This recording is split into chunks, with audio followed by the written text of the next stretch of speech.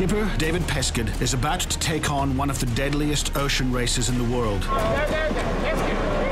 His incredible crew of sailors with disabilities have battled the Sydney to Hobart 17 times. But this year, he's set himself an even tougher challenge. He's chosen 3 new sailors to join his crew. All are people with disabilities. Most have no previous sailing experience. Partial paraplegic Liesl Tesch has been selected to work in the strings position. I'm on the boat. I'm going to Hobart. Mark Whiteman was born with no legs and 1 hand. He'll be working the foredeck. Why am I doing this? Should I be doing this? Bill Watkins was born with deformed forearms. He has been given the crucial job of running the navigation systems below deck. Overboard set. David has pushed them to the limit to get them up to speed. Head down, arse up and wide. He's taught them how to sail, and now they're about to take on the fury of the Sydney to Hobart. Will they survive? Can they win?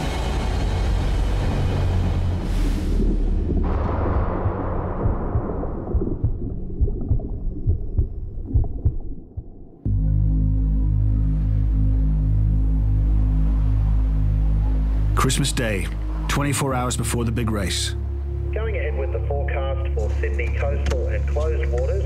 David Pescud is at the marina making final preparations. AM, Eastern Daylight. All I can afford to think about right now is what happens if. That's the only thing that's going through my mind right now. What happens if? What happens if this breaks? What happens if that doesn't work? What happens if? And that's all I spend the next 3 days going to Hobart thinking. One moment's worth of carelessness, and a sea will tear you apart. Well, it doesn't matter if you can't see. It doesn't know you can't see. It doesn't matter if you've got legs missing, heads missing, arms missing, bits missing anyway. The sea doesn't know that. If I've done my job properly, then we'll get there. If I haven't, we won't. As David runs through his final checklist, the crew have the day off to spend some time with their families.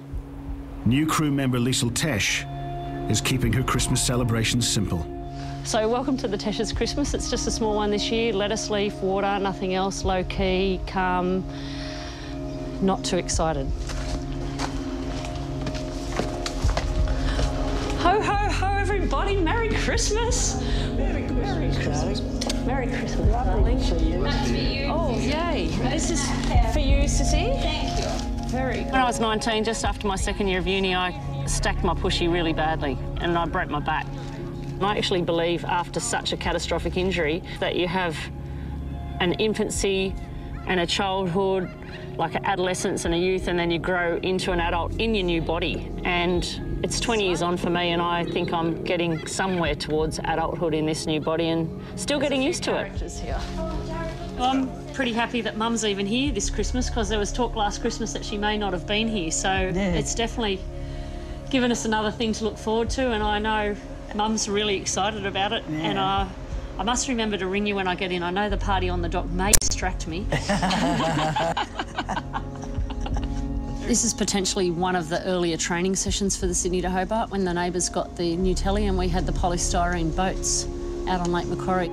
I feel wonderful for her, but I will get nervous for her and anxious. We'll be fine. We'll be fine. I know you will. I know you will. Yes. You'll be in God's care and he'll look after you, I know that. Or maybe just David's care. Oh, David, yeah. Well, he'll come first. This one, me on the swing when I was dressed as a boy.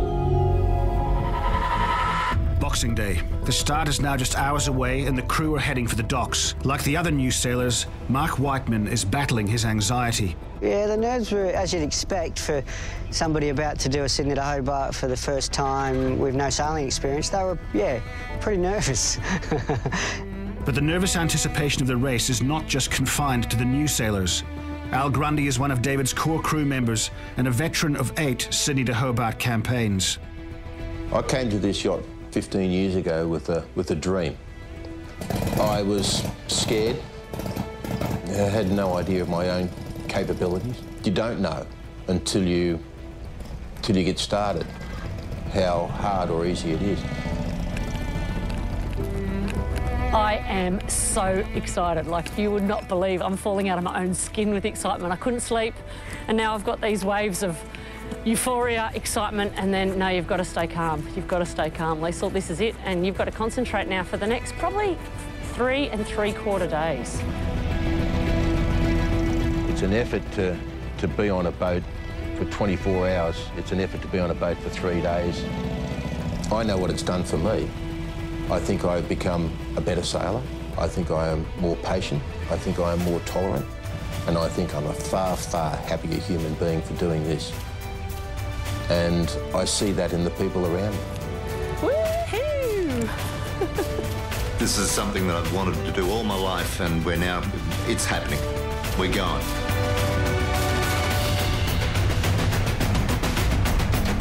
I think I've got an edge. My guys deal with crap every day of the week. Get out of bed and put your legs on every day of your life. You know, I mean, come on. So when the ocean starts to bite at them and give them a hard time, so what? It's so tough. Tough in their head. So bring it on. Wait for the gun to go off at 1 o'clock. All the nerves will disappear. It's pretty crowded out there. Lots of people yelling. Lots of boats going really fast. So you're dependent upon 100 boats all going in the right direction at the right time and everybody staying out of everybody else's way. Yeah, right. Very good.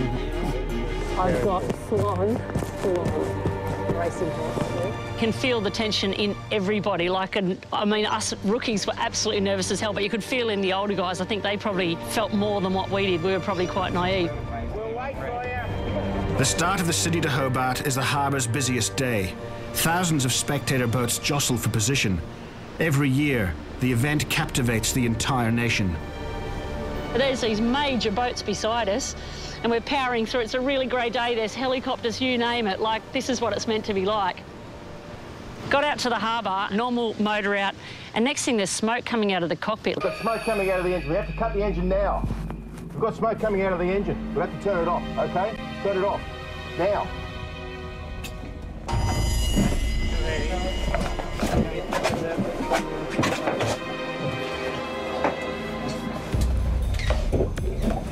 Jesus fucking Christ. It's like, you're kidding, aren't you? Like, oh my God, we're not going to go. Fuck! People fuck with things that they don't fucking understand. The pump for the water ballast, the switch had been switched on. There was no water running through it. It had burnt itself out.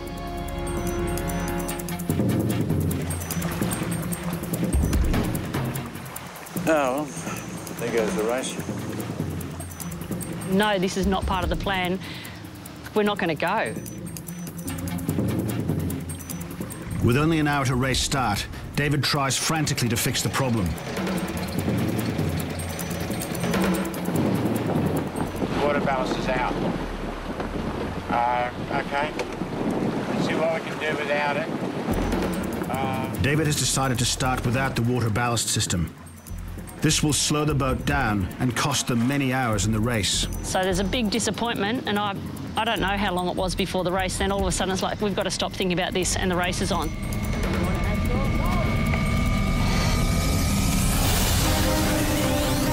Engine off. Let's go to Hobart. Come on. They scramble for the start line. 100 yachts jostle for pole position. How long, Kath? 3 minutes. But David's putting his 40 years of sailing experience into effect. We're in a way different position to everyone else to start. I'm sure that's Pesky's plan. Actually, I think we've done all right, mate. I think our call was good. Everyone else is hovering down the southern end, and we're sort of nosing our way up to the northern end of the start line. I think we've done the right thing. These guys are all over here. They're all going to come down. We can harden up at any time. Yeah. I'm pretty happy. Bang, and we're off, and we're in a completely different place to everyone else. We're powering down the harbour.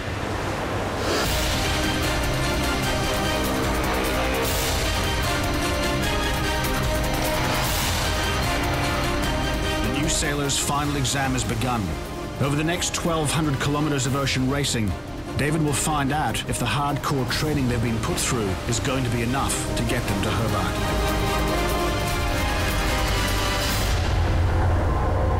Next thing, we popped out at the heads and we're way in front of the whole pack. Like, it's like, wow, we just had a kick-ass start. Like a kick, I'm naive, but we had a kick-ass start. As the yacht races out of Sydney Harbour and into the ocean, it becomes clear that conditions for the first night are going to be tough. The wind is up and a confused swell is bouncing the yacht in all directions.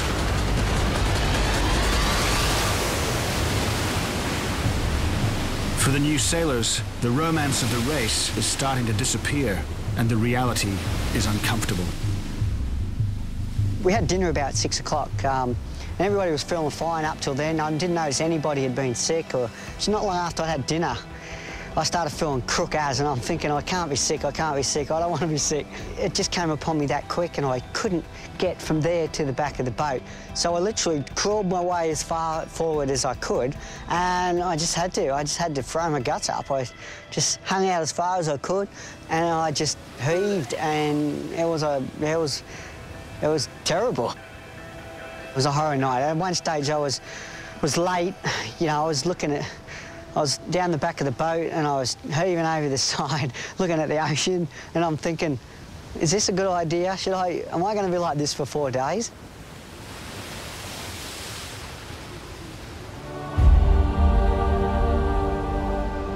Pretty much thrown everything up on Sydney, so I've got nothing left. You know, that's part of sailing, isn't it? You've got to take the good with the bad. Day one at sea, and some good news comes through from race headquarters. Currently leading our division. Good on ya. It's number one, girls and boys. Number one. So number one. How about that? The disabled sailors are leading their division, but holding on to that lead is going to be a battle. The crew work exhausting shifts of 3 hours on and 3 hours off when conditions allow it. Sat up on the rails for a while together, and then you went downstairs if you were tired, cold, hungry, whatever. We just got into this rhythm. There's 16 people on the boat and you just flow. Like, it's like you are one being going the whole time, and it's just amazing how you do. You just lock in together and it all just rolls together and you're part of a team. But late on the second evening, a serious problem at the top of the mast halts the yacht. After losing their water ballast at the start line, they're now losing more time. Frustratingly, they'll have to wait for daylight to check what's causing the problem. We had some damage at the top of the mast last night. We've got really good conditions now, so it's time to send somebody back up the mast in daylight and see if we can sort out the problem. If we didn't fix this problem, we might not be able to raise any head sails. And you can't sail a boat fast without a head sail. Sending a man 8 stories into the air at sea is a risky manoeuvre. But with the news that they've dropped to 5th place in their division, there's no other option. Come on, guys, he's up the mast, let's not fuck around. Can you get that halyard lock cut away? Yeah. With the mast problem solved, the crew need to turn on the speed. Come on, let's get this thing travelling, boys and girls. But then, the wind drops off to nothing. There it is, Bass Strait. Have a look around. You can play snooker out there at the moment. I've also been here when I was looking at 10-metre waves and breaking on top. You could hear them coming. It was like a freight train coming at you. I'd rather see it like this than when it's in its cranky mood. It was like a lake, it was like a pond. It was just calm, beautiful, crystal clear blue water, but calm as. And I'm thinking, I've come all this way to be in the dreaded Bass Strait, and this is what you give me? Eggs Florentine for breakfast this morning. Jeez, we're doing it hard. My face pokes out of the hatch at 7 o'clock at night, feeding them hot meals. 7 or 8 o'clock the next morning, my head pops out, feeds them breakfast. The next day it's the same, the next day it's the same. It's Groundhog Day. Yeah. I spy with my little eye something beginning with A. Albatross. Oh, very good. Very good. With every passing hour, the crew's chances of getting onto the podium are slipping away. I was off duty, and then by the time I came up again, we were in a decent wind. It's definitely starting to build up. There's around 30 knots, 28, 33 showing on the instruments at the moment, and the seas are certainly starting to build. We're going to start banging up and down pretty hard fairly shortly. Everyone will be up on deck. The building storm is about to push the yacht and its crew to their limit. On this last night, David's trying desperately to claw his way back into the race. These are the conditions he's been hoping for.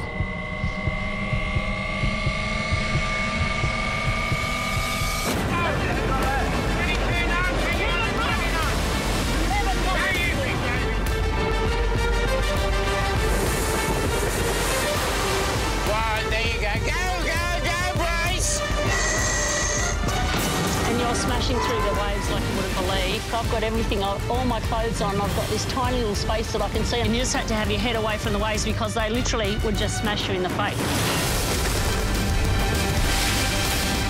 Plane boom in, let's go. Pull it up tight, John. That's good, okay, that's good. We're coming up.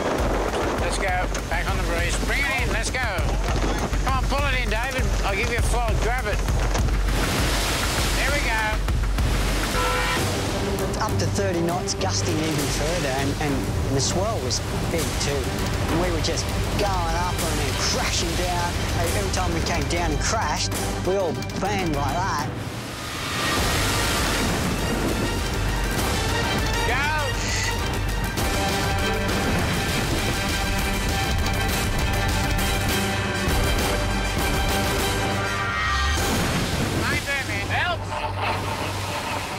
As darkness falls, the crew fight to harness the power of the storm. But can they make up all the lost time?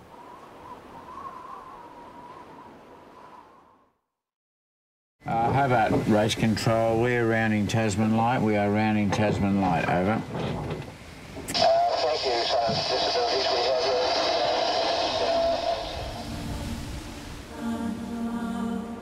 For me, getting to Storm Bay as light's coming, and I was coming out of my deathbed, I was warm again, and here we are, and there's a headland, there's an island, and that's the Tasman Light. And the cliffs, the rail, like, man, magical, magical. It's morning, it's cruisy, and I don't want it to end.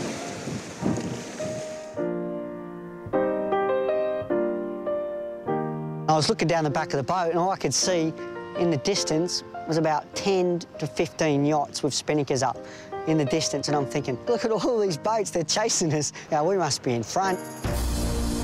All right, kids, let's keep rolling. That's Hobart. That's the enemy. There's a bit of water between the two of us, so let's get some more water that way, less water that way.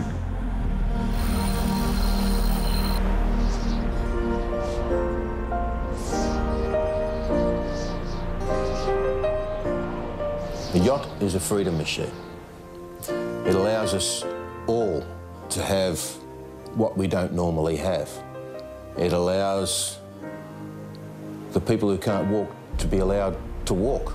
It allows the people who can't see to see. It's an island, and yet it's a whole world, all wrapped into one thing. It's a place that I can't live in, and I can't live without it. So, what is a disability in the end? Probably having 2 good arms and 2 good legs, 2 good eyes, 2 good ears, because you miss out on a little bit. Let's hear it for the Cribble Express. Go! The Cribble Express.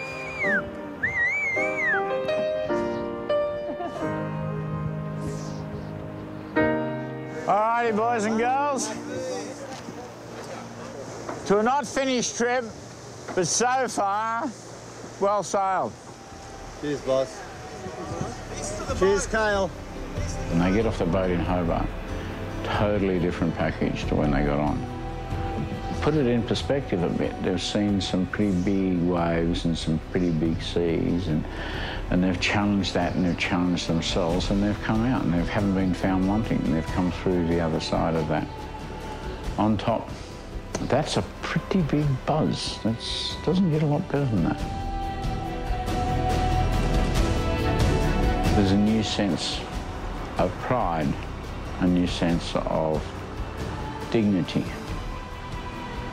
in who you are and what you are. You find yourself, not your disability. You find the person you really are in that journey. So let's get this little sucker up onto the finish line. Crank it up, guys. Let's go. We're back on the breeze.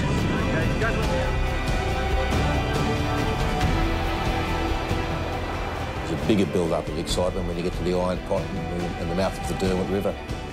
And you know that it's just up there, that the end is just up there.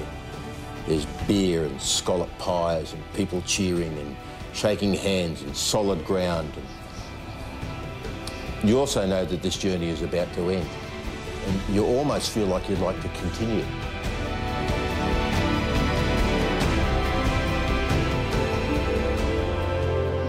You've left time behind, you've left civilization absolutely behind, and now in the Derwent, and this is the end of the race. This is what we've been coming for. Like, it's like, oh.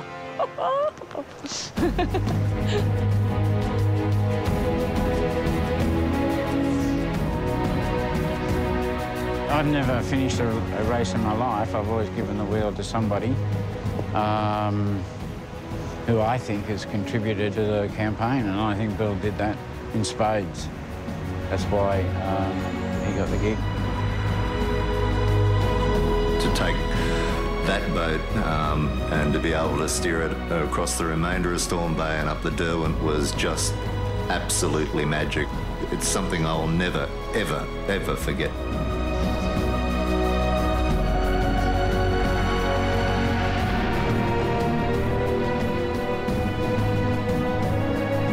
You could see the finish line in the distance. You could see the Constitution dock, and behind it was this massive ocean liner, which was docked there as well. And then we could see the two yellow buoys that were the Rolex buoys.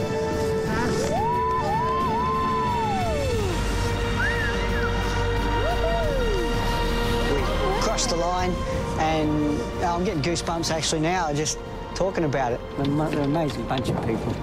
Fantastic. It's a huge relief.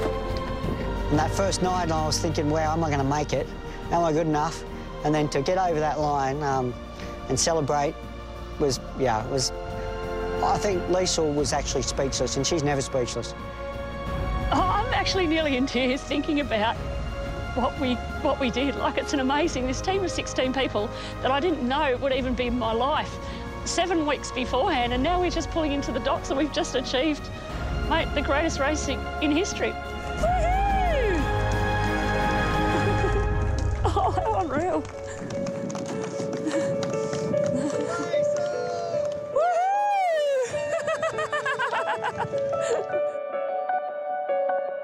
After an incredible journey, the sailors with disabilities have achieved the impossible. They have tackled the Everest of the sea, and to top it all off, the result is nothing short of extraordinary. Sailors with disability, like, they've taken on these rookies with no water ballast, 2 broken halyards, running out of food, bunch of cripples, and we've come over the line second in our class, like 29th overall, 100 boats. Like, this is an amazing team. Thank you for being here to meet us, mate. That's awesome. That's all right. You'll be on this boat one day. Yeah.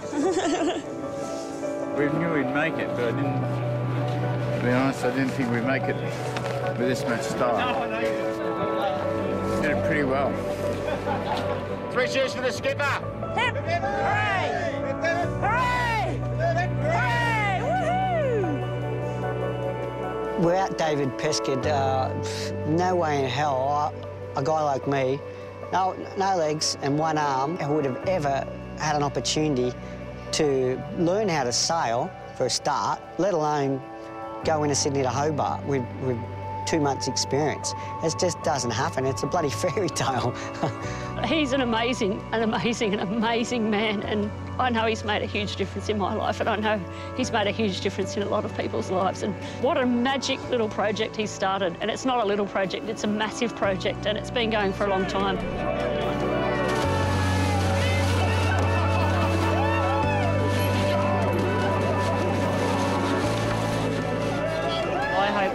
Sailors with Disabilities doesn't end because David Peskin has to do some retiring and has to have some time to himself after 15 years of just giving and giving and giving.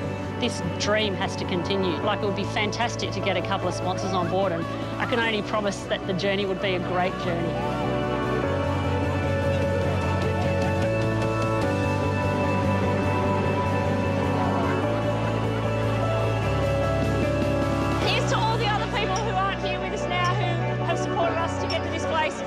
My beautiful mother, who's not real well, but who has loved this whole adventure that's been called Sydney to Hobart.